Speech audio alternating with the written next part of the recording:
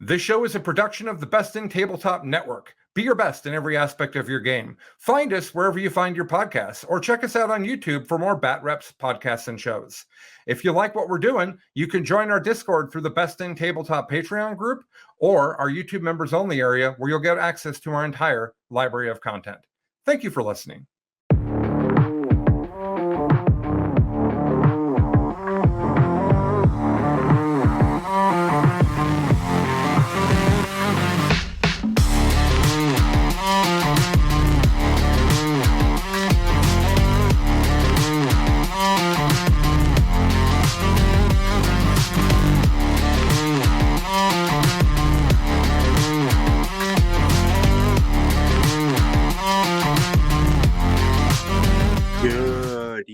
Good morning, good night, good day, whatever, all the things.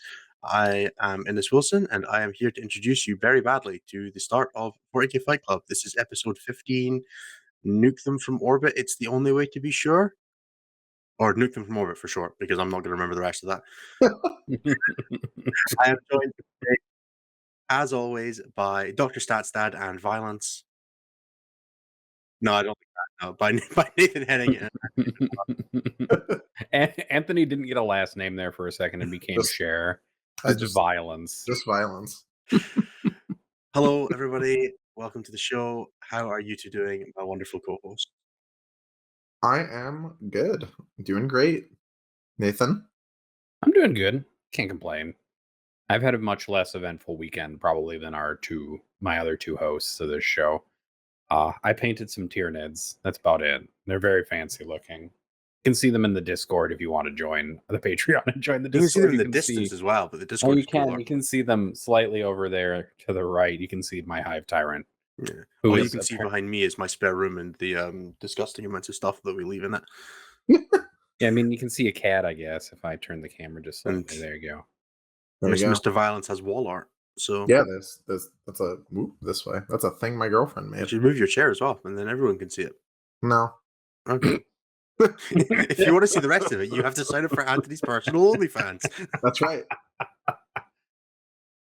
We can remember, and that this is the room I would record that in. Remember, cash only.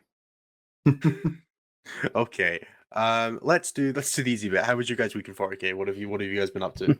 Oh man, mine's really long, so I'm gonna let Nathan go first. Oh man, mine was really short, so this would be great. I painted a bunch of Tyranids. So I'm working towards getting a 2,000 point army painted just in time for them to get horrifically nerfed, probably before I play them at an event. And I'm starting to practice games in order to not embarrass myself when I go to my first major in June. So that'll be great. I'm all generally good recommendation is to try to not embarrass yourself at your first major. Yeah, I mean, I probably will anyways, so that's okay. But I'll be at the Best in Tabletop Open at the end of June or mid-June, along with Anthony. It's true, I will be there. Other than that, nothing really happened. I had to buy all my stuff for graduation and things like that, which is always fun.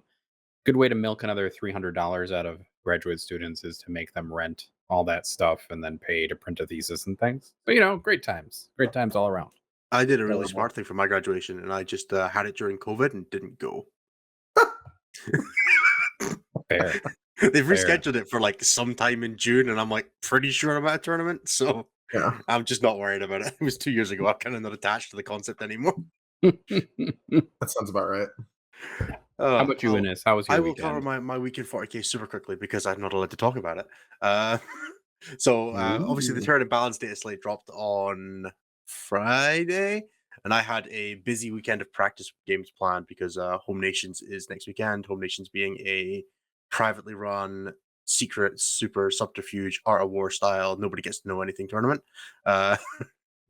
Where so we have ourselves, so Team Scotland, and the other home nations, which is England, Wales, Northern Ireland, Belgium, and the regular Ireland. I'm sure they love being called regular Ireland. And also we invited Denmark and Sweden this year. So we've got 8 teams. They're all coming to Scotland. We're doing group stages and then a top cut and a bottom cut. So we'll all play 5 games, but nobody gets to know what the lists are. You can see the results on Tourney Keeper. It won't mean much. You'll probably find that England's 1 and Denmark's come second. Probably. That almost always happens when England are usually pretty good. So you'll be able to see the results if you really care, but you won't know any of the lists, and I can't tell you any of the lists. So it's not super useful to talk about on our podcast where we talk about games. But that's what I've been practicing for. So I went into that. I played 5 games between Saturday and Sunday, and then watched like 8 more. Just cranking out some games with Nids. Played against all sorts of, playing against 5 different factions, tested out new knights, all this cool stuff. Very, very interesting. I'll probably talk about my list a little bit because I've submitted it for Goonhammer Open the weekend after, so there's not really much point. It's not going to be hidden, but I'm not talking about my team or anything like that. So that's kind of the general gist. I can leak my own stuff, but that's all. What about you, Anthony? You had a much busier weekend than my I can't talk about it weekend.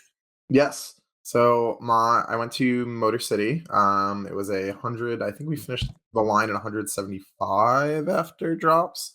It was an awesome event. The Death or Glory guys did an awesome job running it. Shout out to Tom Ogden and his partner Pete. They did a great job running the event. It ran smoothly. There was food. The bathrooms weren't terrible. Like, good job.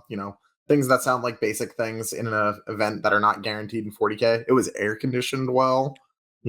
All the good stuff. It wasn't 1,000,000 degrees after they realized that someone kept opening the back door to smoke. So yeah, it was really good on the overall. I had a great time. I went finished 21st overall, went 4-2, lost my 2 games by a combined 3 points, and got best sportsmanship. Scrub. Woo! Yeah. Anthony has moved over to the dark side of caring about sportsmanship. Yeah, I know. Horrible. Unlucky. I care if people think I'm a jerk or not. No. It's because it was the only thing you could win. That's right. That's true. I know. I was going to say for the home just- nations, I did one of my those best. countries just wasn't like the others. One of those countries didn't seem to belong, but then you invited 2 other countries that also didn't seem to belong. What, the home nations of Belgium? Yeah. Yeah. I was like, Belgium, and then every UK thing. Yeah, that sounds definitely like that belongs there. Yeah. Also known as everybody but France and Germany. We didn't invite most of Europe, to be fair. Yeah, but Fair. part of it you did. No, Belgium have been in since the start. We can't just kick them out without a good reason. That's fair. I'm not sure we'd want to either. We kind of like the Belgians. That's valid. Also, they're hosting this year, so you want to be Yes, nice to they them. are. And they do good things. Like, they run the Belgian team championship in February most years, and Tommy Adriani's one of the chairmen. Belgium's a good team to be friends with. Yep. Yes, Alex, you are absolutely right. I have said to the listeners, 4-2 is still a 67% win rate and should be respected. However, I expect better from Anthony. Yes, I mean- yes, that is basically exactly right. And Yeah. it's probably one of the few people who can say that to Anthony and still get it not get looked at funny. And this is one of the few that get a. All right, fair enough. So now we get to talk about stats from the Well, weekend. No. Finish shilling, and then we get What to are talk we about doing? First, I stats. got to shill. Oh, All right, fair. shilling time. All right, give me a sec. He's gonna tell us about how Tyranids don't need to get nerfed, and then he's gonna shill for the Discord. Oh, fair. So Put them in the ground. Oh no! Put them in the ground. I want to be the only person snowflaking it. Like, come on, everybody knows this. When did we get Tyler as a third host? look, Tyranids are just a magnifying glass in a meta full of ants, right, Innes? Exactly. The Tyranids are the ants. Everybody else is bullying them, but by shining a light on how broken they are. By not letting them have a 100% win rate. Exactly. I did my best Okay. to drag it down. You actually did by only winning 2/3 of your I games. know. Okay, shilling time. There are a couple of really good ways you can support the podcast. The first is by joining us every week on Tuesday. That is 7 p.m. Eastern, 12 p.m. midnight in the UK. So leaning into Wednesday morning, you can join us for the live stream. That is where you'll be able to listen to part 1 of the show completely normally, as you'll receive on YouTube, on all the podcast feeds, whether that's Spotify or your RSS feed. I don't know, I think people still use those. And then like that, you can catch part 1 of the show and absolutely free of charge for everybody. If you want to catch part 2, there are 2 ways to do that. One is to be on that live stream. We will have a short intermission after the main show, where we will take some listener questions. We'll have a bit of banter. It's usually a bit more freeform. That's only available for people on the live stream. It lasts 5 to 10 minutes, depending on how soon I need to go to bed. And then we go into the bonus round, which is where we take questions from the Patreon and also from the chat. So if you'd like to have some direct interaction with us, that's the best place you can do it, either in the Discord or on the YouTube, on the live stream. Now, if you're not on the live stream, because we realize it's not a great time for everybody, 12 p.m. in the UK. If you're a UK person, I don't recommend staying up for that. I don't know why I'm doing it. It's really just, one of those things that you agreed to, and then you start living it for a little bit, and oh my God. Anthony's nodding. Yeah, I'm enjoying this. I'm venting a little bit here as I do this. However, what I also did there was seamlessly segue the other two ways you can support the show. You can support us at patreon.com/bestintabletop, which gets you access to the Discord, where you can ask the questions that go in the bonus round. Or you can be a member on YouTube. That's youtube.com/c/bestintabletop. That /c/ is very important in there because it's different from Patreon. That's how you remember it. I don't know. I don't know why this information lives in my brain, but it does. This is taking up space. Like there was math in there before from high school. No, all gone now. Quadratic formula gone. /c/. That's what's in there now. There you can always catch the bonus round of the show. You can catch the bonus round of the show. You can also catch all of the backdated episodes, all the way from episode 5 or 6 we started doing the bonus round of the show. You'll be able to watch all of those. There's some great content in there. There's some terrible content in there. Mostly focus on the great stuff. You can also catch the second half of all of the other shows that we do on the network that have a second half. So that's Chasing the Narrative, which is Colin's show where he goes really in depth about why people like getting punched in the face or doing math recreationally. Tyler, I'm looking at you. Those Why? I don't know. I'd rather get punched in the face than be a quantum computing expert. You can also catch more of the bit reps. Those have been really good. I've been recording one of those myself. I cheated. I played 100 points over by mistake. So we're not going to have to re-record it. But yeah, I'll be on some close. No, I know. I misread the point cost of a Crusader. Just straight up, and then ran 2 points. I paid 435 points for 2 Crusaders each. Yeah, they're 485. No. Yeah, real illegal. So we're gonna have to re-record that. If you want to see so far off. Yeah, no, I don't. Not even close. I had 4 models and I was still 100 points over. Bruh. So yeah, we'll be refilming that. But if you want to catch more of the bit reps, you want to catch the second half of any of the shows that we do, I think stuff like Chuck's painting videos will have some more extra behind there. That is the YouTube members. So those are the 3 best ways you can support us. All of them are linked together. They'll all being in one of them will give you a little bit better on the other. So take your pick, support us any way you can, and if you can't, drop us a like, drop us a comment, drop a subscription on the YouTube show. Everything a little bit helps, and we realize that everybody's circumstances are different, and we appreciate everything anybody can do to help us. Also, check out Cliff's metadata stuff. You can find that on Reddit or in the Discord. There is some really, really cool stats there for going into a much more in-depth breakdown that you can kind of play with yourself with the stats, and we're going to get Nathan to touch on that a little bit later in the show. Yeah, that's what I was thinking about. But Anthony started making weird faces at me, and then I started thinking back to an earlier conversation from today because I think he thought I said something else.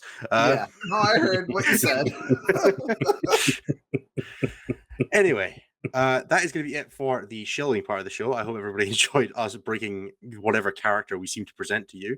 Nathan, do you want to take us away for stats? I guess I can do that. Let's go. I guess you're contractually obligated to. Yeah, exactly. Oh, there's a contract? Oh, no. Probably. Oh, man, I signed that without knowing. But so there were 6 events this weekend that qualified for what we use for inclusion criteria. That's 5 rounds, 25 or more players. We'll talk a little bit more in depth about the lists that were involved, but everybody wants to know how Tyranids are doing, and I'm going to tell you that Tyranids are doing very, very, very well. So Tyranids took 18 top 10s this weekend out of 60. 11 top 4s, and then won 4 out of 6 of the events that qualified for analysis this week. So that means they won 2/3 of the GTs this weekend. And they have an overrepresentation ratio in the top 4 of 3.74, which means that they are they're almost 4 times more represented than they should be in the top 4, which is quite something. They're approaching Harlequin numbers in terms of overrepresentation. Harlequins peaked at around 5.5, 5.7. So they're not quite to Harlequin levels, but Harlequins also nearly hit an 80% win rate, which was something else entirely. The rest of the top 5 is not really all that different than usual. I'll talk a little bit. How about Harlequins, who are still doing well? So the Harlequins won an event, and then Craft World Eldar won one event as well. Harlequins have dropped a bit in meta representation overall, so they're only about 3.75% now of the meta, which is quite a substantial drop. They won one event. They took 2 top 10s and 2 top 4s, and they're at about 2 times over representation for the top 4 overall, which is still not great, but a lot better than it was. Craft World won one event, and they had 2 top 10s, 1 top 4, and 1 overall win. So they're actually about where they should be. They're actually a little underrepresented, which is interesting to know because there are quite a few Eldar players, and we'll talk a little bit about how you can pull some of that data out to look at maybe why there are some reasons why Eldar are underrepresented in the top 4. Otherwise, Custodies are still doing okay. So are Tau.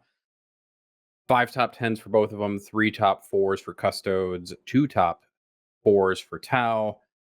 Custodes are at about a 1.7, and then Tau are right around a 1, so they're about where they need to be. Grey Knights are next, and then we have Sisters of Battle. Grey Knights did 5 top 10s and 2 top 4s, and are about 1.75 for ratio. And then Sisters managed to get 4 top 10 lists, but nothing into the top 4, and no GT wins. So Sisters seem to be doing okay, but they don't really be doing a terrible lot for getting into the top 4 winning events, but they seem pretty well represented overall in the current meta. One of the things to note is that only 2 out of the 6 events from this weekend used the FAQ. So the 2 events that used it were Westeros and Legrand, which we'll talk about a little bit more later when we go kind of deeper into what the changes are for some of those lists. And then we'll probably see some newer data as we go through. Ines, quit twitching your eyes around. It's weirding me out. We'll see how the lists kind of are evolving in a post FAQ world.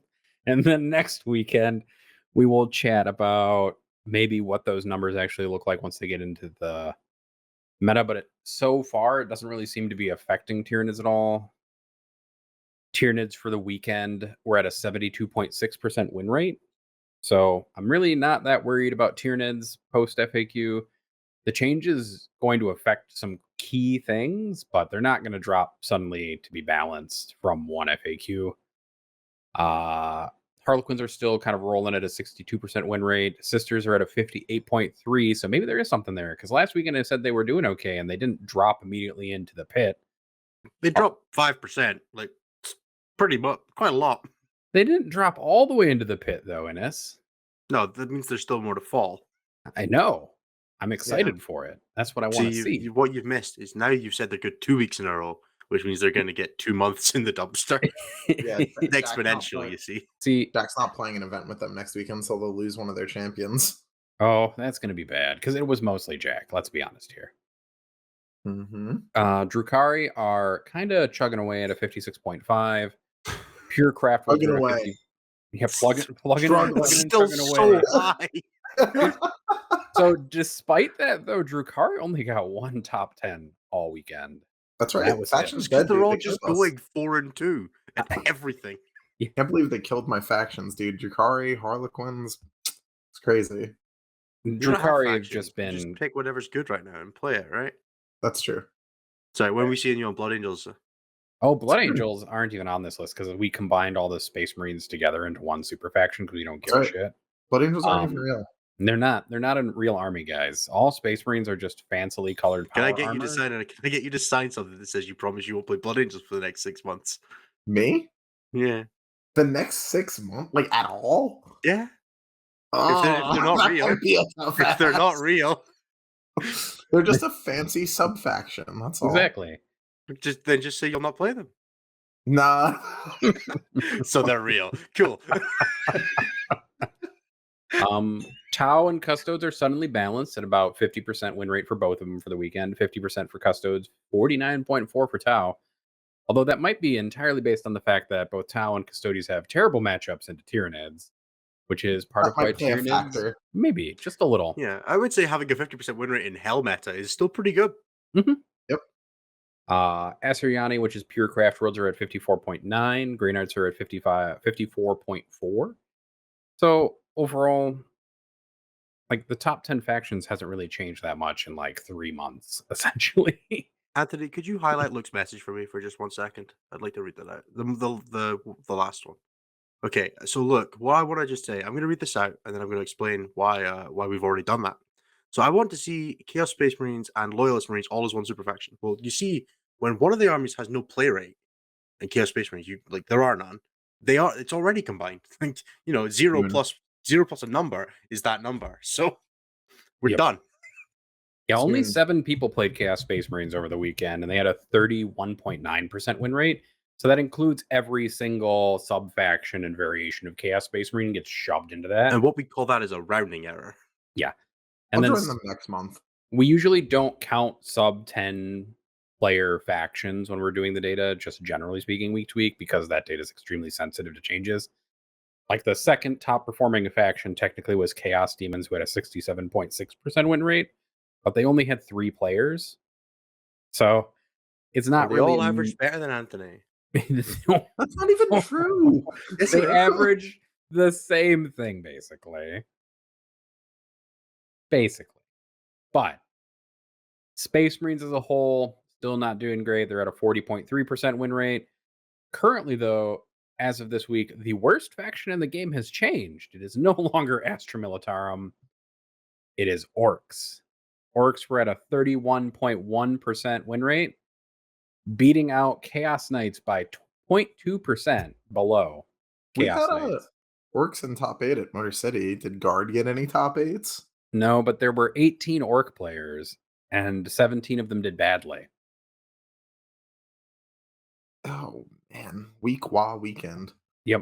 I mean, that's I'm that's so just for the happy. weekend as well. But 18 is, I think, 4.5% meta representation while doing that poorly is quite the feat, That's impressive. realistically. Yeah. Like, Space Marines do badly because there are 66 people playing them, which is 16%, and a lot of Space Marine players are probably just awful. Playing them because it's their army they enjoy. Sure. And that's one way to look at it. Definitely a way of looking at it. Nathan's just a We have big- definitely broken Nathan just a little bit on this show. No, it's okay. Yeah. I'm trying to pull up the next thing that I wanted to talk Remember about. that one week where we had nice stats? I know there was Yeah. there were a couple weekends with dynamic stats where things were kind of neat and interesting to talk about.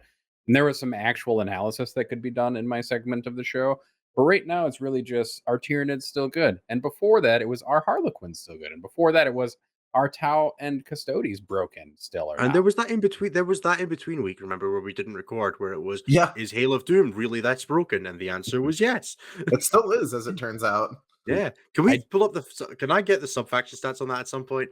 I can give it to you right now if you give Yeah. me 5 seconds where you fill air. That's absolutely fine. So, Hail of Doom, for those who aren't aware, which frankly you should all be aware, is this little Eldar trait that basically says just kill things. Yeah, you're dead. Unlucky. Yeah, it's 6/6 to hit, automatically wound, and are treated as proccing the Shuriken rule, so they get +2 AP. And then you can combine that with such wonderful things as exploding 6s from reserve, +1 to wound out of vehicles, or Ignores ignore cover. Ignore cover is pretty good, yeah. All that heavy cover that you're really worried about, you can beat them to death in combat with. Does that work in Uh, melee? I have no idea. It's called Masterful right. Shots, probably not. So Masterful Shots is ignoring cover. We've seen 23 people play Hail of Doom Masterful Shots. There are a few different variations of Hail of Doom. Some people take Hunters of Ancient Relics, Swift Strikes, Webway Warriors, or Mobile Fighters, depending on what they're doing. And the meta's kind of changed for that sub-faction choice over time. But 23 makes them the second most popular sub-faction for pure Craft Worlds armies. You also see them in Eldari soup armies. But they're the most powerful Craft World force outside of Ulthwé. And Ulthwé is at 54, so about twice as many roughly as they are. But And what's the win rate? The win rate for Hail of Doom Masterful Shots is 65.3%. The win rate of Ulthwé by comparison is 51%. And if you jammed all of the Hail of Doom lists together, you would probably have an above 60%, or roughly a 65% win rate. I have to jam them all together and do some What math. was NIDS again? NIDS are at about 72.6 for the So weekend, not for all Pretty time. close comparatively. What's NIDS overall? 69. Nice. Yeah. So That's Hail it. of Doom within spitting distance of Tyranids. Yes. Yep. and Please there's- remember this, people. Please remember when you do nerf Tyranids, take Eldar down with you. So one of the problems I have kind of with the balance approach that GW has taken previously is that they kind of need to do the same thing that they did with the last data slate, and they need to do it again. So they need to nerf several factions that are overperforming all at once. Because if they just hit Tyranids, what's going to happen is the meta is just going to rebound for every other faction that they were suppressing. And you'll just get the same situation we're in now, but it will just switch around the factions a little bit. So for me, like that faction switch will just be Craftworld Eldar instead of Tyranids probably at the top. Although there's something in Tableau that I want to talk about in a little bit about how there's quite the dramatic performance split in that faction depending on the type of player who's playing the army. Whether they play Hail of Doom or not. Well, no, but yes, also that. Is it veterans play Hail of Doom and casuals play everything else? Don't have that data yet, but we could figure it out. So we'll switch gears a little bit. So Craftworld Eldar, you're going to see more and more people playing Hail of Doom, but I think you'll continue to see that split with Wolfway. I think Wolfway is a simpler army to play. No? Am I wrong? No, close. Wolfway is like, I have to protect my stuff and cast powers. Hail of Doom's like, cool, I looked at you and your army's gone. One of those things is not like the other. Yeah. Wolfway is not even rocket science, but you have to take more units than the ones that say shuriken on them. Yeah, and you don't just get the you don't get breaking through on a stick in Wolfway. That's for true. anybody not in the know, there's a lovely little combo in Eldar where you take a pistol called called Kronos' Bow, which gives you successful wound rolls to a mortal wound, and you combine it with a warlord trait called Mark of the Incomparable Hunter, which is 6 to wound, do an additional mortal wound, and you also get plus 1 strength on your gun, which actually does help it wound a little easier, pushing it to strength 6. But do you know how Eldar have those things where they can guarantee 6s like all the time, almost like always? Yeah. So if you take any hit dice or wound dice on your Strands of Fate, which change your dice roll to a 6, if you use them on either the hit roll or the wound roll for Kronos' Bow with Mark of the Incomparable Hunter, it deals 2 more wounds, 18 inch range. And the thing has 3 shots. Yep. I lost a Carnifex to that guy this weekend who had tagged him. Yeah. And also you can combine that with combine it with like Blade Storm and stuff like that to give it exploding 6s. So it could potentially deal up to 12 more wounds. Yeah. I have seen this guy, like I've seen people roll like 3 hit dice and a wound dice. That's guaranteed 8 more wounds for 1 CP. Yeah. 18 inch range. My opponent cast 0 smites, no executioner, full health Carnifex, tagging that guy, end of the shooting phase, no more Carnifex. Yeah. It's for very little investment. It is an incredibly potent combo, and it only works in Hail of Doom. And I think that guy alone would be enough to put that faction significantly above Wolfway. When you add in the fact that it's just also better, like across your army, that's it's wild. kind of no comparison for me. The other interesting thing to know from the sub-faction data is 103 out of 154 players play Leviathan for Tyranids, which makes sense. Yeah. But they have a combined 66% win rate. And then Kraken is the other most represented faction at 16 players, so quite a bit less, but still one of the more represented sub-factions. And Kraken has a 78.3% win rate. There's something there. There's something to be said that sometimes your sub-faction choice may indicate whether or not you are one of those better players who's kind of pulling out those stops or not. Right. Well, as myself and Anthony are both Leviathan players, we can't possibly abide by that. Never. Kraken suck. Obviously, a challenge to both Anthony and Innes to both just get good. We're getting a little bit of flack from my win rate's higher than Kraken. Yeah. We're getting a little bit of flack from Frontiers in the chat. It's really rough getting flack from people whose best performance is worse than my worst performance. I need you guys to wind it in. I unfortunately can't say that. I had one really rough major at the start of 8th edition. Yeah. I'm sure they've done better than 1, 1, and 3, so. Oh, yeah, probably. Yeah, that was for context. That was flyer meta in the indexes where I hadn't figured out Storm Ravens were a thing, and I took all melee Tyranids in the index and played 4 flyer lists.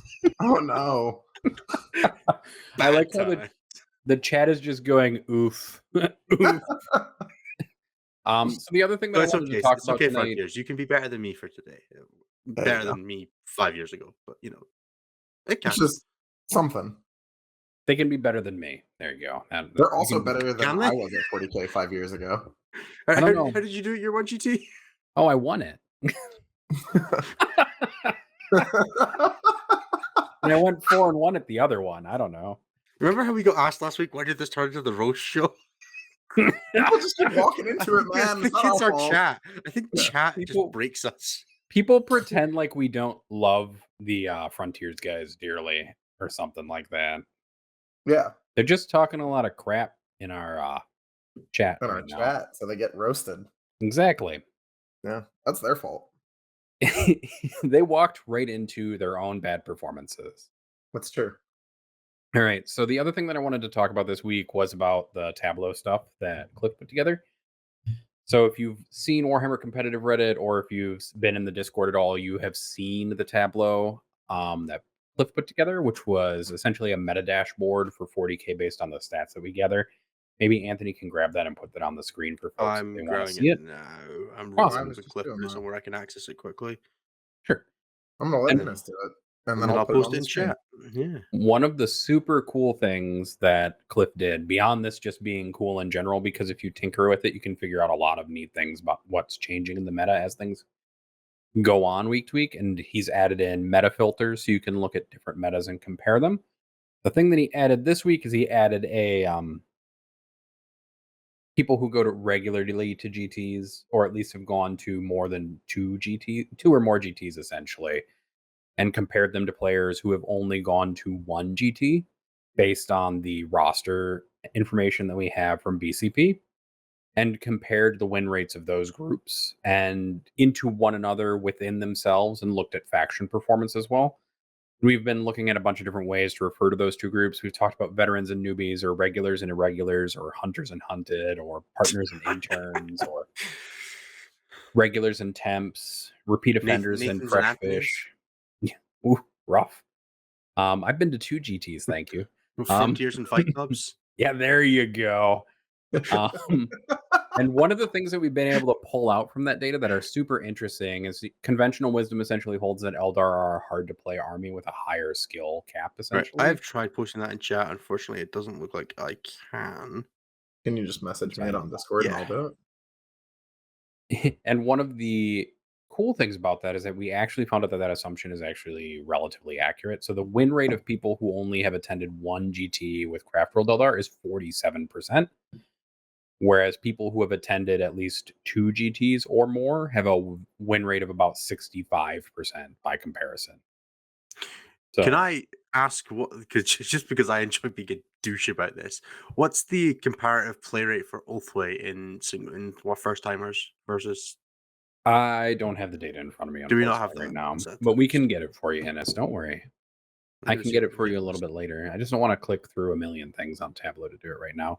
That's fair. The other thing that I want to talk about is that Harlequins were pretty crazy. So when you look at even breaking down the two into veterans and like newer players or people who've only attended one GT, in veterans playing into their own veteran pool, Harlequins still had a 78% win rate into that pool.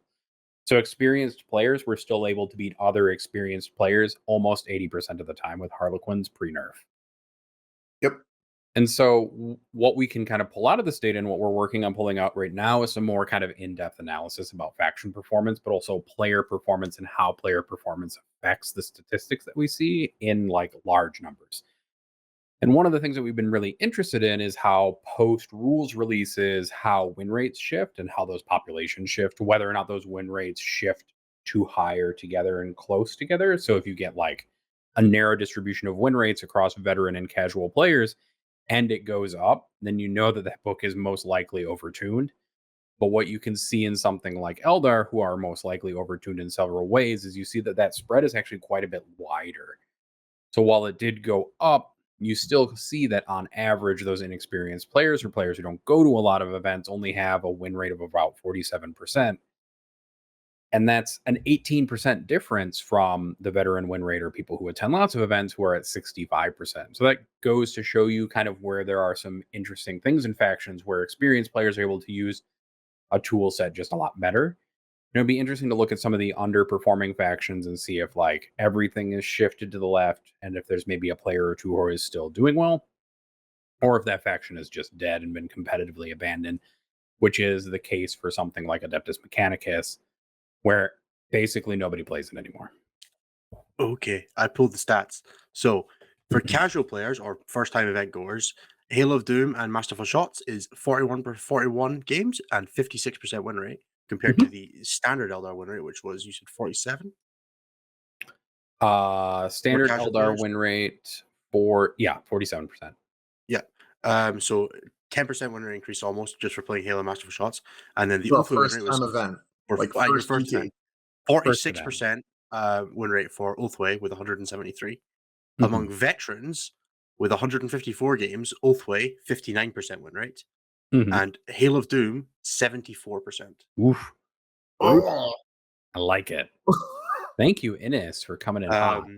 Yeah. Also, among veteran players, among all players, Tau is the most popular secondary faction after Tyranids, based on my cursory reading of how I think this works.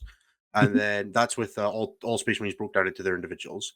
Yep. And then if you go and look at it from casuals, we have Tau are actually the most popular, and Tyranids are second. And among veterans, it's Tyranids then Azoryani. So, and Tau actually fell to fourth with Custodes in third. Hmm.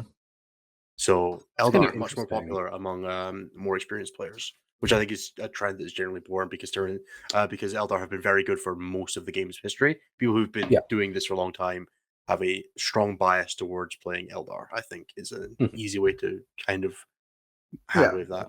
They're Yeah. just- So they Hail of deserve Doom, it. really good. That's the point. That's the point I'm making here. Yeah, and Yeah. one of the things that we want to really be able to do with this data is be able to pull out some of that information. So hopefully you all click on that link, kind of go take a peek at it, and start looking at some of the stats, because Cliff has done a tremendous job of making a data set that is both interactive and easy to understand. I have one more. Veteran Oh, versus definitely. veteran players. Ulthway, 47% win rate. Hail of Doom Mhm. Masterful Shots, 76% win rate. Awesome. Wow. Tyranids That's Leviathan is at 75%. Where's Kraken? Pull out the Kraken 82. numbers. 82 with 82. less games than any of those other four. I mean, that makes sense, though. Kraken's Yeah. one of the more uncommon factions for Tyranids. But that's purely veterans versus veterans. If Kraken is the highest individual win rate of anything that I'm looking under cursory glance. And then Hail of Doom Masterful Shots is the second, other than Bealtown with 7 games, which is Too few to which really is make 6 and it. 1. Yeah. Hail of Doom with more than 30 games played is the second highest win rate faction. Kraken, then Hail of Doom, then Leviathan. That's wild. Ulthway I is love rocking lower win rates than, for example, Light Harlequins, Cabal of the Black Heart mixed with Cult of Strife and Artists of Flesh. It has a lower win rate than Shadow Keepers, lower win rate than Preservers, Grey Knights. Like, Yep. it's So, a lower win rate than Relentless Expansionists and Eternal Conquerors, Necrons. and one of the things that we want to talk about is, as well, is that veterans versus veterans things includes experienced players by like Lennon by default, and it's supposed to in response to Alex in there. So it's good that his numbers are in there, because that's kind of what we're Because trying those to numbers look matter. at. That's what we're trying to infer from veteran players playing both into the field and into each other. Yeah, there's probably a world where at some point we can add like very Pro. veteran, like people who are in the top 100 ITC or things like that. Mhm. But at this point in the data collection, it's probably too early to go with something like that. But we Yeah, can like, definitely start looking. The sample size is also going to be really small, especially if you're trying to look at top 100 versus top 100. Yeah, and I mean, eventually, like, we may be able to come up with a better living ranking system for players than what ITC currently uses based on performance, but that would I be mean, like to way down the line with a lot more data gathering and a computational model set up to do it. to the flip of Lennon carrying Kraken is also Vic Vijay violently slaughtering everyone with hail. So like there's examples across any of those sub factions. Yeah, and Innis with Lennon wouldn't be Leviathan. playing Kraken if he didn't think it was worth playing. Right. Mhm. Like, yeah, there is always aspects. Like, yes, we are working with very small sample size data here. I think Kraken is probably, if Kraken was wider played, it would probably have a slightly lower win rate, but it's not. Yeah. So Yeah, one of the things to consider is once you start breaking things down, like 40K has a lot of games played, but as the meta changes and it's changed more recently, more frequently, as GW has increased the amount of balance updates that they've done, which means that the data set that we're utilizing to do a lot of this analysis becomes smaller. And then when you look at sub factions, you get to a smaller population. Then if you look at veteran populations of players, you get even smaller. So eventually, you like it is hard at a certain point to get super granular with 40K data just because the numbers aren't really there to support it. But it's something we can definitely look at in the future. Man, I'm getting a message from Alex right now in my box. I can see you typing, Alex, in my Discord window. I see Yeah. my dots. You got to message Alex. You got to message. Remember, guys, get in Nathan's DMs. You want to talk about this stuff? Nathan. You can definitely DM me if you want to talk about stats, and I really don't mind. People do ask me questions via DM about the stats and the data set. And then Joshua Collard asked a question about could you ever see an ELO system in 40K? I think you could see a faction one. It's hard to do a player one. I know that they are doing a player one for the Charity Hammer event again this year, so somebody is doing it and knows a way to do it, and those are all done by the Falcon, not by me. And I haven't looked at a good way to integrate that into currently what we're doing, but ELO is like the currently accepted way of doing it and has been used with chess previously.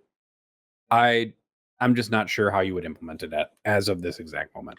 You could do it. I just don't see why you would want to. It doesn't tell you enough in 40K.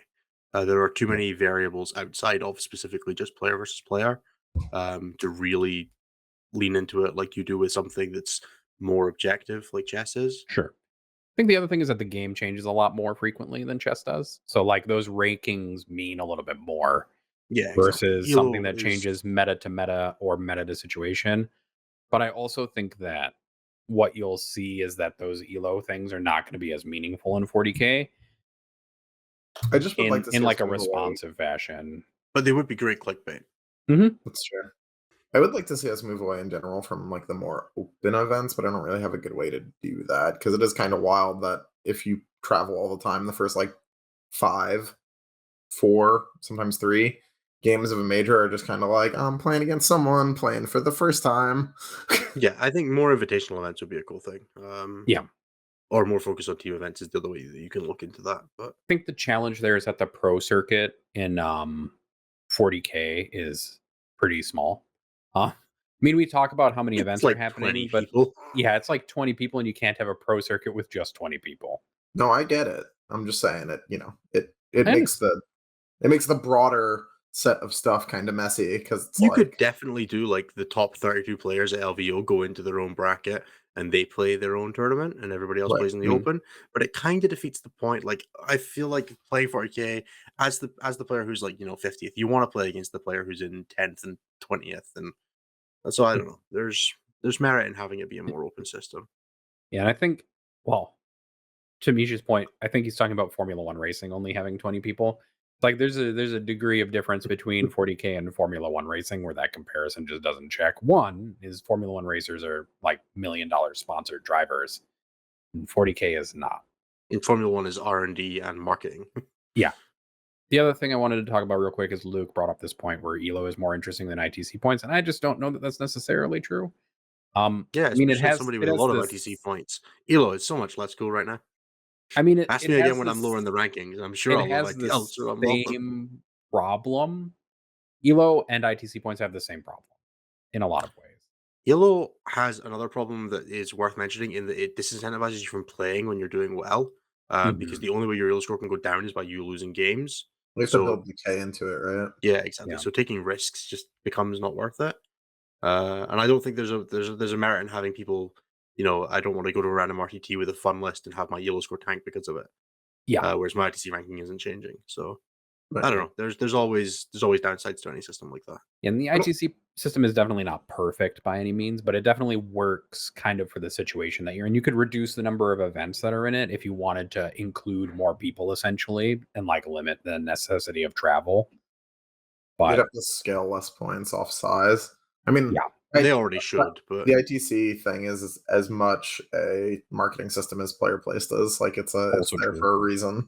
mean, because Frontline runs all the large events that are in it, right? I would never suggest that, except I'm very clearly suggesting that. That's obviously what's going on. As I switch to drinking my tea on purpose. Yeah. You guys have driven me to drink on stream. That's all I can say with meta stats. Unlucky. All right. Well, that's all the stats that I've got for the weekend. If you really have any complaints, questions, or concerns, you definitely can send me a message about it. Why did you start with complaints? Like, whatever. That's what he expects. That's what, most of what I expect is Innis was mean to me. Can you tell him to stop being mean to me? Although No. I did have to give my wife a 10-minute explanation of why you burying several people during our last episode was so funny. Oh, that was great. And I kind of hope we get to bury some more people this episode, just because then I get to explain it to her again. Yeah, it's a whole new frontier. Exactly. On to this week's events. You can definitely just tell me your concerns instead of complaints as well. I accept all of that information. That's fine. Okay, so going by my much stricter criteria than Nathan run and Curie run for the stats, I believe we have 1, 2 majors and 1, 2, 3, 4 GTs this weekend. We will briefly touch on all of them. We'll go through the winner, but we are going to mostly focus on Games of Westeros 11 in Sweden and Legrand Clash 40k in France, Canada. Montreal. I don't know. That didn't work. Which we're both using the Tyranids FAQ, which is why we're going to be focusing on them, as they are the most pertinent for the going forward of 40k. Obviously, there were some really cool events this weekend. Anthony was even at one of them, and the less said about that, the better, because Anthony was at one of them. But we will touch on those. But yeah, we will be focusing on the 2 most interesting ones for our growing sanity, where we don't have to think about forecast maliceptors. That's the main thing. Jesus. That joke fell. What does that even mean, Curie? I don't understand. He's got man boobs, like, you know, and that makes one of the 3 of us. So yeah, I'm working on it. It's a work in progress, but we're getting there. All right, what's the first event that we want to talk about that actually used the post FAQ? Let's quickly run through the 4 that didn't, just to go through some of the general stuff, and then we'll get on to the sign of things to come a little bit. So let's quickly touch on Motor City Mayhem. This is the one that Anthony was at, so I will let Anthony do the brief description of the event, and then I will grab the top 5 lists, because they're all like the same. So yeah, they're real similar, that's for sure. So Motor City Mayhem was 164 players. It was 6 rounds on the initial, and then we had a top cut after day 2. Top 8 was done, 3 rounds in a row on day 3. Rankings 1 through 3 were Tyranids. We had a cheeky Harlequin in 4th, and then a Tyranid again, and then we had a Blood Angel in 6th, Eldari in 7th, Rochester, and then Orcs, in 8th. And that was the top 8. Yep. So the winning list was Tyranids. This was played by Charlie. We had a Neurothrope, a Winged Tyrant, Gargoyles, Cormorants. Yep. Sorry. Some Tyrant Warriors, Death Leaper, a Haruspecs, 2 Maliceptors, a squad of Tyrant Guard, a squad of Venomthropes, a squad of Zoanthropes, and 15 Raveners. And that is boring as sin. In 6th place, we had Sam Procopio on Blood Angels, and I'm going to let Anthony talk about this one because he's clearly chomping at the bit. Oh, yeah. So let me get the event properly open so I can read you out Sam's list in all its glory. I'm going to try and talk to Sam sometime this week, ideally on this network. So once we have a time more put together, that will be announced. Right now, we're looking at Thursday. This is how Colin's going to find out about that, too. So got Sam's list open now. Whee! All right. So he was playing a Chapter Master with Rights of War and Visage of Death, which is essentially a guy that gives himself and others near him OBSEC and strips your OBSEC if you are within 3 inches of him. He played a Librarian with Null Zone and +1 to cast and a Defensive Relic. He played a Sanguinary Priest, which is the Blood Angels version of an Apothecary that also puts dudes in Assault Doctrine. And slaps real hard with the Teeth of Terra. Teeth of Terra on a Blood Angel, a lot of damage. He played a double Incursor squads, which are the forward deployed boys, an Intercessor squad, a single unit of 3 aggressors, which, because I talked to Sam, I know held his home objective. That is entirely the purpose of that unit. Don't think too hard about it. They sat in the back and made sure no one touched his home objective. He played a unit of Death Company with 3 hammers and 2 chainswords. He played 2x8 Sanguinary Guard units with the sword. He played a unit of 5 Sanguinary Guard with the sword, a single unit of scouts with combat knives, a unit of 3 Eradicators with heavy melta rifles, and one of them had a multi-melta, and then he had a single Landspeeder Storm, and that was the entire list. I'm gutted that Voidsman Arm Squad isn't a 5-man so it fits in the Landspeeder Storm because I like that tech, but he does have a regular scout squad to go in it, so I shouldn't complain too much. Yeah, exactly. The Voids are there to rod automatically. So, thoughts on that? I really like it. It's not too dissimilar from what I'm running, though it is real sad that he's not running Dante, because Dante essentially... You can get Rites of War into different places. We have some differences in what we use for characters. Not taking the Sanguinary Ancient to me is super crazy, because plus 2 inches of movement on an army-wide, essentially, basis, on an army that wants to go real fast. Yeah, it's like bad advance in charge, but it's still advance in charge. Yeah, it's advance in charge if you want to. It's not advance in charge. Yeah, got you. Yeah. But it is really good because you get to be Blood Angels instead of being White Scars, which get you a whole slew of different benefits. The Sanguinary Priest is great. Being able to put 1 or for a CP 2 units into Assault Doctrine starting as early as turn 1 is obviously super powerful. The Librarian's a little weird. Giving up a Abhor in Blood Angels is a bit question mark sometimes, but it worked out well for him for the most part. The Sanguinor, so you can do cool stuff with Angel Sacrifice. You do get to do cool things with the Sanguinor, like lose. Dude, in this meta, when you can just like die to an entire Hive turn and you can just say no to that and then kill it back, I think that has value. It could, if the Tyranid player doesn't play around it at all.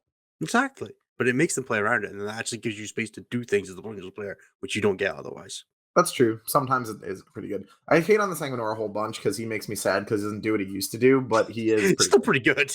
Yeah, he's fine. He actually slaps the crap out of you. He hits pretty hard. All right, so sad Anthony about the old Sanguinor aside. Yeah, he's pretty interesting. I really do like the cheeky unit of aggressors to sit in the back because I used to spend a similar amount of points on a Court of the Archon. And I get it. It's really nice to be able to be like, that unit's back there, and it's real fat, and it's going to be really annoying to get rid of if you want to mess with my home objective. So, yep. He played really well on the weekend. He had a 2-point loss to Nids and beat them a whole bunch of times, too, if I'm not mistaken. Just really well played by Sam. He's a Team Canada hopeful, if I'm not mistaken, or he's on the team, but not starting lineups, whatever. He's super good. I'm gonna try and talk to him on here and do one of those one-off interviews that I do every so often later in the week. Hell yeah, we look forward to hearing that because I expect you'll be seeing more Blood Angels because people are starting to figure out some builds that actually have play with them. And we're super excited to see that. Yeah. I'll quickly run down the rest of the top 4. We had Joe Wilson, who was on a Warriors, a Carnifexes, and Maleceptors Leviathan list. We had Manic Gudimani, who I believe scored 500 points in the first 5 rounds. Yep, I think he got a 98 in round 6. Not taking his foot off the gas was Manic. We have a fairly shooting heavy Leviathan list with a double Hive Tyrant and a big block of Warriors and double Harpy, and running the Tyranid Prime to give out the reroll 1s and the Exploding 6s, which does give you that good big nice little shooting go turn. And in the before times where you could give out Exploding 6s and shooting with Hive Nexus to Harpies, it was quite funny. And then running at the top 4, we had Kyle Parry on Xenos, no, not Xenos, from Xenos Petting Zoo on Light Harlequins, which is just boring.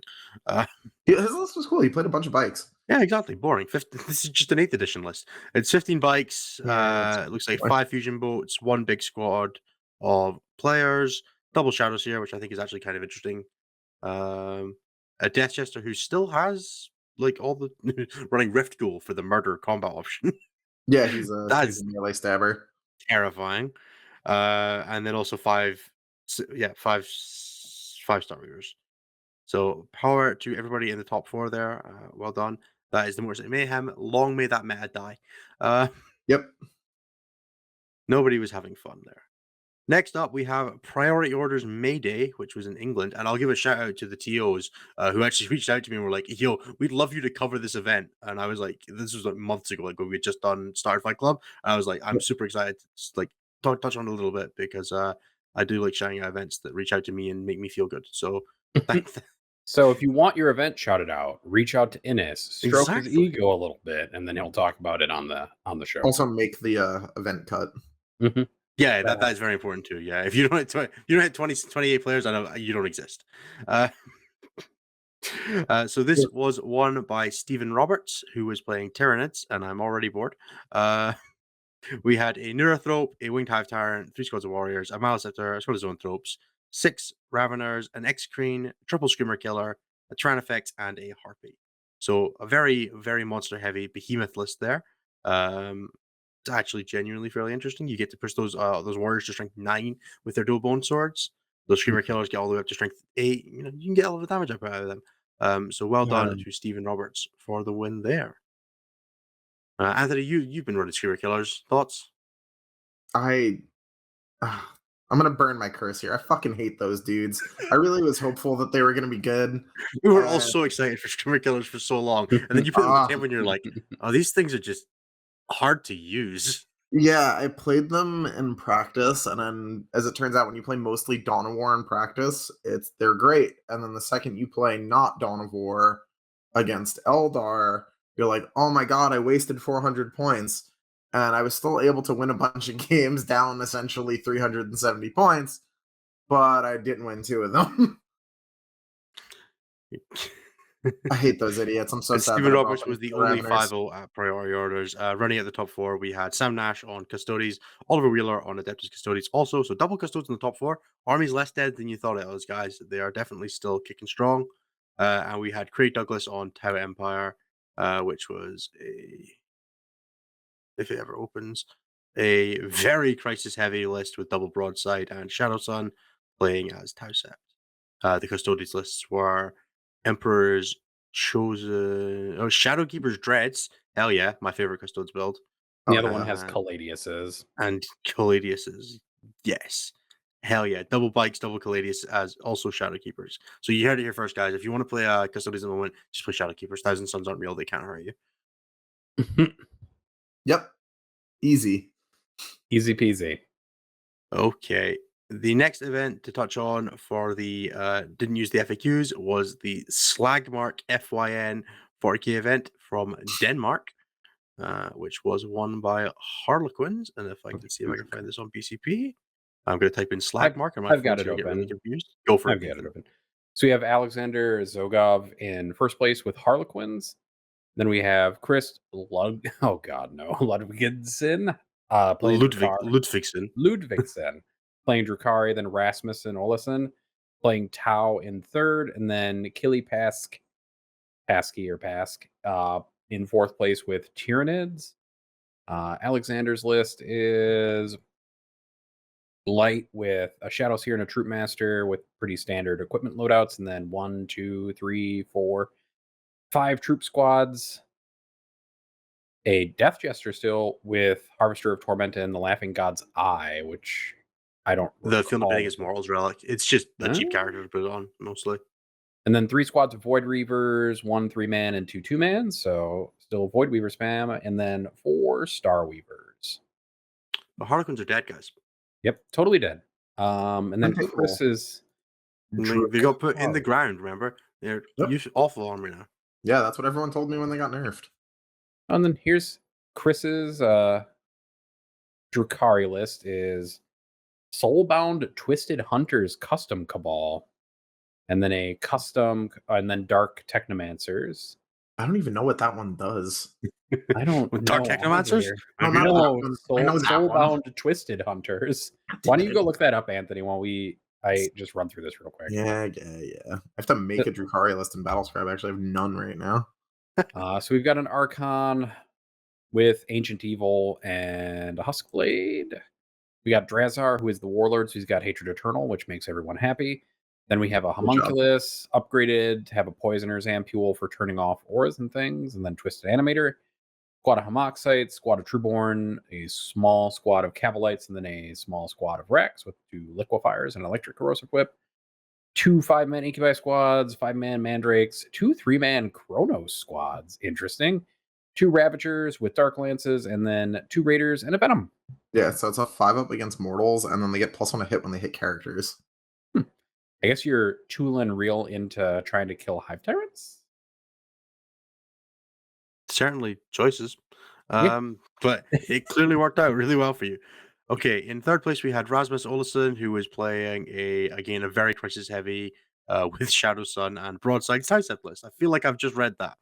And then Kili Paisk, who is the Danish captain for the WC team, who is playing a Leviathan list with a Neurothrope, a Winged Tyrant, 2 squads of Gargoyles, squad of Hormagaunts with Adrenal Glands, a squad of Warriors, Death Leaper, 5 Gene Stealers, Maleceptor, 3 Tyrant Guards, squad of Zoanthropes, single Biovore, 3 Carnifexes with Scything Talents and Venom Cannons and Enhanced Senses, and then 2 Harpies with Venom Cannons. And power to Alexander, who won with Harlequins, who are clearly just an absolutely awful faction that has no chance of winning any tournaments anymore. Never again.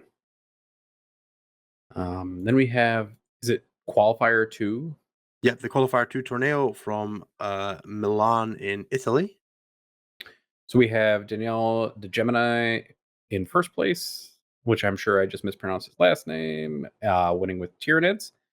Nicola Valle with Tyranids in second place. Ricardo Aguio in third place with Grey Knights. And then Giorgio Castelli in fourth place with Dark Angels. Hell yeah, they're still a real faction, guys. Oh, sorry, Space Marines. Fourth place was Space Marines. That's right. Exactly. Sorry, I got to correct myself there because Dark Angels aren't real and can't hurt you. Yeah, so they did about as well as they did. Space Marines did pretty well at a couple of events this weekend, so they're clearly still real. The Do you first want to place, quickly run us through the NIDS list from first place? sure. First place NIDS list is the Leviathan list. We've got a Tyranid Prime, 3 Tyrant Guard, squad of Zoanthropes, a Neurothrope, a Winged Hive Tyrant with the Reaper of Obliterax and Direct Guidance. Is that 2 9-mans of Tyranid Warriors with Bone Swords and Triple Venom Cannons and Adrenal Glands and Flesh Hooks? That's gaming. I'm jealous. A Maleceptor, a Venom Thrope Squad, 3 Biovores, which I kind of love. Tyrannifex with Dermic Symbiosis, and then a Harpy with Synaptic Enhancement and Venom Cannons. Gaming. So just screaming while running at your opponent with 9-man warrior squads and being like, solve this. Yep. And then they won because he went 5-1. And then Or 4-5-0. Nicola played a very similar list, it looks like. Except with Raveners and a Parasite. Leviathan Tyranids, good stuff. Move on. With 2 9-mans of Tyranid Warriors again. That's why I got confused for a second. I was like, did I open the wrong Have I opened the wrong list again? Yeah. Shall we quickly touch on the Grey Knights and Dark Angels list, and then we will move on to the post-FAQ lists? Sure. Just of time. Ricardo played Prescient Brethren with a Librarian, Grandmaster, and Dread Knight. 1, 2, 3 Strike Squads.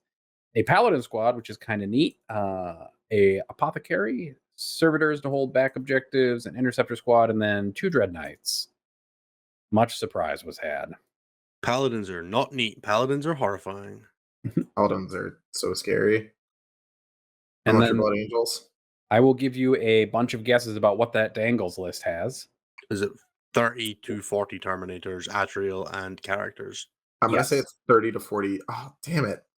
Lame. It's 1 Deathwing Terminator Squad, 2 Deathwing Terminator Squads, 3 Deathwing Terminator Squads. Then is the last one Relics, or is it regular Terminators? Like that's the only difference at this point. It looks like they're just 3 regular squads. I was really hoping it was going to be like the 30 to 40 multi-melta shot list, because that list is gaming.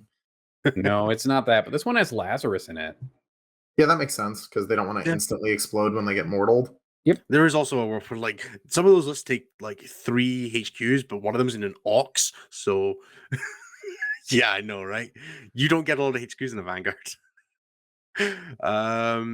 For Evader 110, I see some people mix warriors with dual bone swords and one warrior with a lash whip. Is there any benefit to this, or is all dual bone swords better? It gets you access to a stratagem, which is lash whip specific, which lets you screw with morale a little bit. And it doesn't cost you too much to run it. So there is it's a little bit weaker on the warrior, but it does get you a little bit of flexibility. It's not a strict downgrade. I don't do it myself. I wouldn't personally recommend it, but it is a thing you can do, especially if your Tyranid warriors already all have lash rips and bone swords like mine do from playing them in Crusher.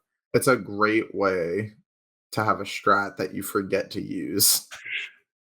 It's also a strat that you already have access to through Hive Tyrants, so I generally don't find it super valuable. Reroll ones is strictly worse than +1 attack until you hit 7 attacks.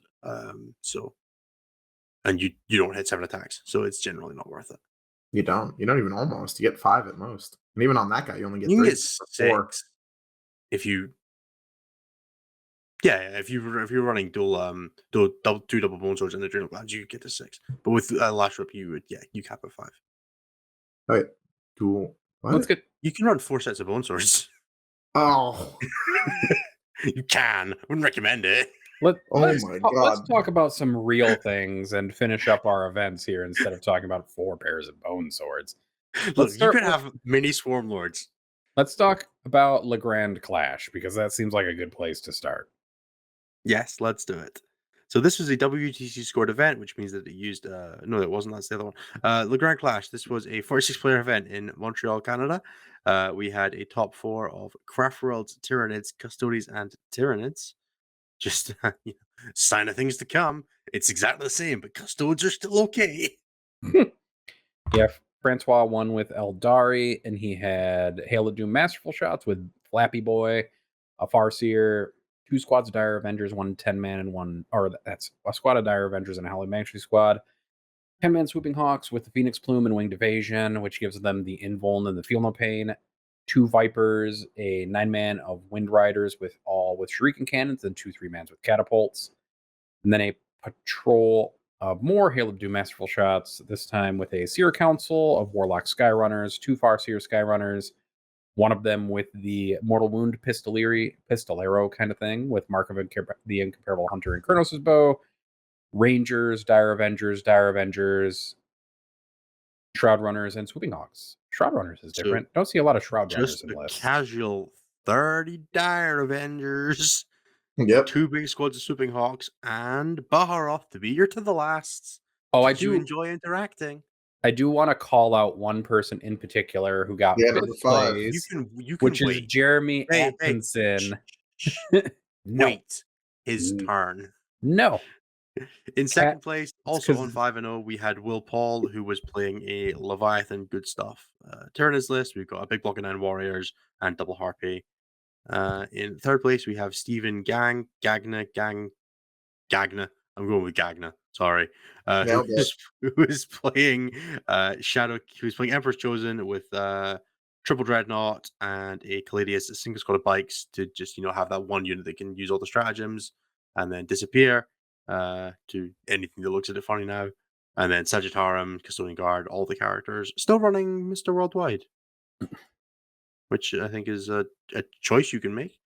And then we have Sebastian Joffrin, who is playing another Leviathan good stuff list, this time with double Tyrant, double Harpy, and double Maleceptor, just spending all the points on all the monsters, and I love it. And then in fourth place, we have some guy who helps with stats sometimes.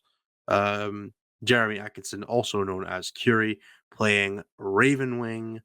We have a Ravenwing Talamaster, a Ravenwing Apothecary, 3 bike squads, 3 Landspeeder Typhoons with 3 squads of. Is that 2 Landspeeder Typhoons with Multi-Meltas, or Landspeeder Typhoons just way more expensive? It's 3 Landspeeder Typhoons with multi-meltas. Oh god, they're so expensive. They are 120 points each. Yep, with a melta. Jesus. Okay, I'm so sorry for Dark Angels players. Then we have Samael, 3x3 attack bikes, and 3 Landspeeder Vengeances. So this is just all the fast stuff all the time. Not worried about giving up, bring it down. No, just barely gives up any. Gives up 21 no prisoners total. Space Marines. What seconds does it give up? No, it doesn't. Yep. They've always been kind of weirdly good at that. It's quite frustrating. Curious saying in the chat that, trust me, they were the one mistake in that list. Yeah, I was kind of looking at that. I'm like, 120 points for a Landspeeder is not what I had in mind. Yeah. So congratulations to one of our stats guys proving they can play. Let's see Nathan do it by beating Richard Siegler at Best in Tabletop Open. Well, he's got to beat him at Charity Hammer. Charity Hammer, that's the one. Yeah, just do it. Yeah, don't worry. Simply win instead of losing. So instead, let's talk about Games of Westeros. I want to make Anthony talk about this one because Anthony's can get off easy with not talking about stuff. So that's true. Allow me to open the pairings app, and I will do that. Filter. Oh, yeah. And then Kiri did say 10 assassinate, 7 bring it down, 7 no prisoners, and his opponents all hated picking against him. Well, why does your list say 21? Or does it say 71 and I just can't read? That is entirely possible. It.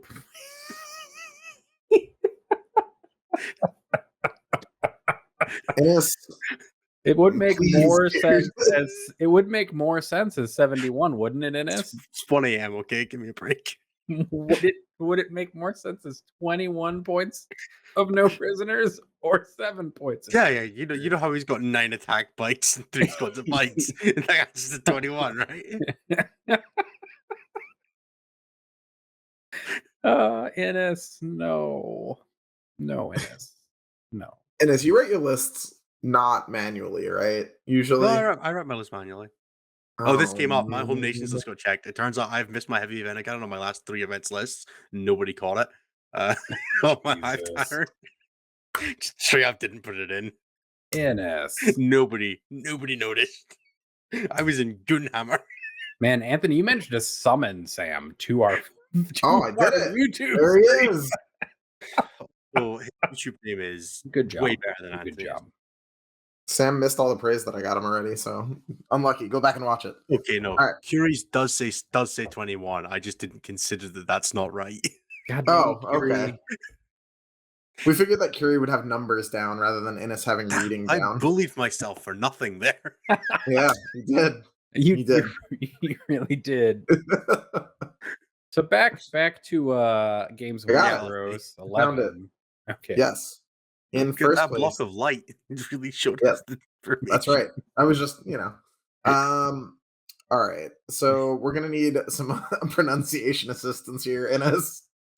Okay, so this is Jesper Unander Sharon. Okay. He won with Tyranids. Yay! WTC scoring. He scored a lot. His opponents didn't. Woo! He was playing Leviathan with this is a unit of Zoans, a Neurothrope, Winged Hive Tyrant with the good stuff. He had 2 units of, that's 5 warriors with flesh hooks and a venom cannon. You can tell when an event uses WTC terrain by if the warriors have flesh hooks or not, by the way. Like, right away that if there was flesh hooks, there was also WTC terrain.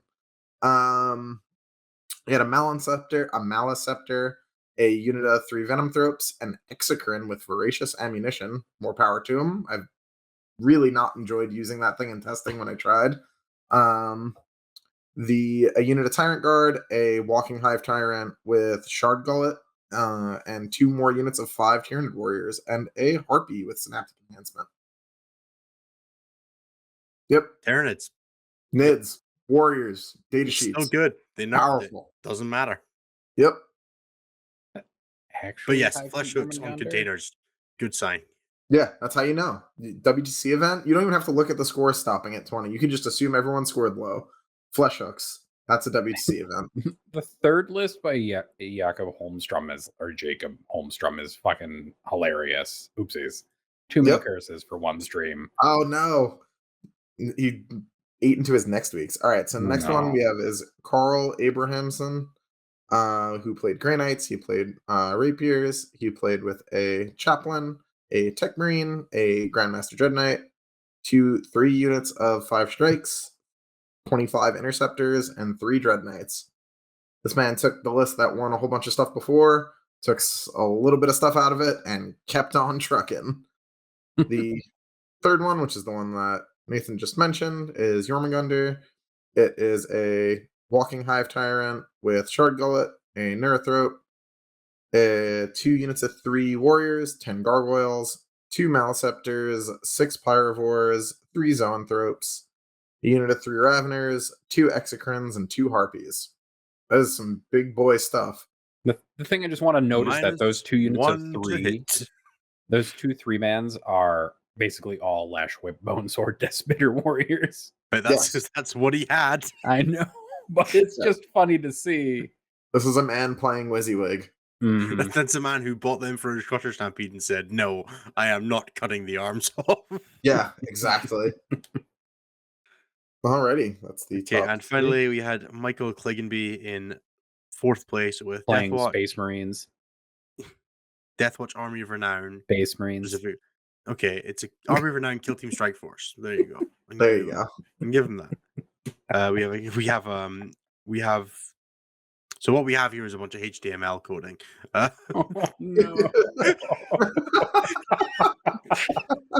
Oh, All I got here is brackets, man. yeah. So we have a captain with Z-Face Blade and the Imperial Sword and Massacrasted Weapon. We have a librarian with all the powers that make you tanky and make you hit hard. Chaplain on bike. 1, 2, 3, 4, 5 kill teams with words I don't understand. Yeah, this sure is a wall of text. I really hope I And, don't have to play against this army outside of practice. I've played it in practice twice, and every time my opponent goes to do stuff, and I'm like, yeah, man, I guess. Like, So specifically, we have 2 big of the Gravis kill teams, an Indomitor and 2 Indomitors, one with Bolt Storms and one with Flame Storms on the aggressors. We have 2 Proteus kill teams with bikes and Vanguard veterans, so they're going to do the combat squatting and run off and do cool stuff, and then a little bit of shooting tact in there. And then the Spectres kill team, which is probably the most interesting bit of tech you can pull off in a Death Watch list right now, which is you take 4 Eliminators and then 6 Infiltrators, and then you split them so that the Infiltrator Sergeant goes with the Eliminators, and then you get access to things like redeploy in that squad, and also the entire squad becomes a bubble of no deep strike because it's based on having one model with the Infiltrator, no deep strike, the Omni Scramblers, I think it's called. So you get 2 squads of those, one that's troops, and then one that's a bunch of Eliminators that get +2 save and cover, and then armor contempt, so they're a functional 0+ save, which become very, very hard to kill. So yeah, power to the Deathwatch Strike Force. It probably bounced into something that it just didn't quite have the volume to hold up to. Doesn't quite have enough shots, doesn't quite have enough bodies to hold up to some of the scariest things in the meta right now. But it's definitely got play into them if it gets the right combination of factors. So power to him for playing that, which is a very complicated list to play. You have a lot of branching decision paths to make in that list, and power to anybody who plays it because it makes my head hurt. So. And then Joshua asks a pertinent question of, is there any easy way to make nicely presentable lists? Other than just doing it by yourself, apparently. Type it. It takes 5 minutes. Just steal the WTC format that includes all the secondary choices at the top. I can recommend that because I wrote the WTC format, so. I also just like the way that it looks. It makes me not need to do a bunch of arithmetic at the beginning of the game, adding up all your wounds. That too. It makes me not have to do a bunch of arithmetic when I get it wrong. Except Or like Kira. we can't trust It's Innes. 21. 21 out of 63. Tidy list maker, says Curie in chat. Yeah, there is a converter for Battlescribe to almost WTC now. It's not perfect. I think it's still going through some iterations, but it does get you a lot of the way there and take some of the work out for you. So you could consider looking into that. I think it's called like 4001 or 40,001 or something like that, or .xyz. Don't use that URL. I have no idea what that is. It could be anything. That's actually how I steal your credit card information. Oh, that's the Patreon, Innes. Get with it. Yeah, it's patreon.com/bestintabletop or youtube.com/thesis-bestintabletop. You can find all the details on how we'll steal your money by giving you goods and services. Mostly services. Not so much goods. Entirely services, actually. I don't know why I'm specifying mostly. Yeah. There are no goods. Yet. There's nothing goods will come of it. Also that. But there will be goods eventually. Colin bought a label maker or a laser printer. I don't really A understand. label maker. It labels the clothes permanently. All right. So on that note, we're gonna shift to apparently a break because Innes needs one. Innes might be the dumbest smart person I've ever met in my life.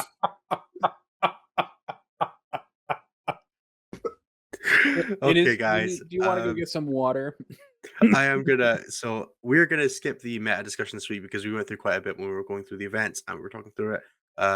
do we want to very quickly talk on what we think the Tyranid FAQ is going to do to the game for like 5 minutes before we bounce? Yep. I feel like that's a thing we should probably do. Yeah, we talked about changes like offline that I was going to make to my list going into the next event, and my list like took out the parts that were bad and put in the parts that were already good and didn't change aside from that. Maliceptors are still worth taking. Yeah, I Most think you'll of the probably stuff see is less still like really free good. Maliceptor lists now. Yeah. Yeah. So my broad thoughts on it is it's a little harder to play uninteractive. You kind of have to do things a little more with Tyranids, and there's a few less demands on your CP now because you just don't encircle as much. So you kind of free up some options there. You're a little more comfortable spending a little more pregame. You're a little more comfortable spending a little more aggressively on some of the situational stratagems. Because you're not sinking 4 CP a game into encircle, and Harpy's got a little more fragile, and I'm a little less sold on them depending on what your terrain looks like at the moment. Other than that, I don't think too much changed. The faction is still incredibly powerful, as we're seeing, and you kind of can't go wrong. I think there's still 4 or 5 builds in that book that we've not even really began properly experimenting with because we just haven't needed to yet. And we'll probably see as people continue to react to Tyranids, because people will start building lists that are better into Tyranids over time, and they will almost guaranteed get nerfed at some point in the next few months. Yeah, there's no world where they go There's untouched no by world where they don't, and the MFM. they completely deserve it. Like, I'm not going to say that, but we will find more builds, and we'll probably be playing whack-a-mole with this book for at least another probably 2 balance patches. But I think if you take the top off of it right now, like, or when the next balance patch happens, we'll be in a better place where they're just broken instead of insanely broken. And from the way that we have been responding to the game recently, that would be a nice change. Yeah, some of the data sheets in there are just like past pushed into shoved. Like, it doesn't even make sense. Like, you read the data sheet and you're like, what?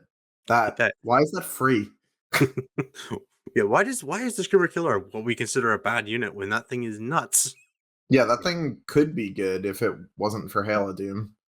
Yeah, and Hail of Doom. Yeah, everything I say here, if you leave Hail of Doom as it is, you leave Tyranids. They don't need touched.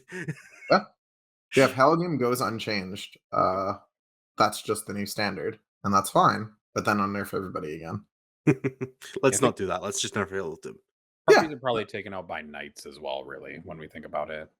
Harpies get real coin flip world into knights if you're not playing on WTC terrain. Like, even if you are, you can't hide Harpies from knights. They're too fast. The other thing is now you can't yo-yo your Hive Tyrant as easily anymore. So you can't just speculatively like hurl your winged Hive Tyrant across the map and then expect it to come back to onslaught.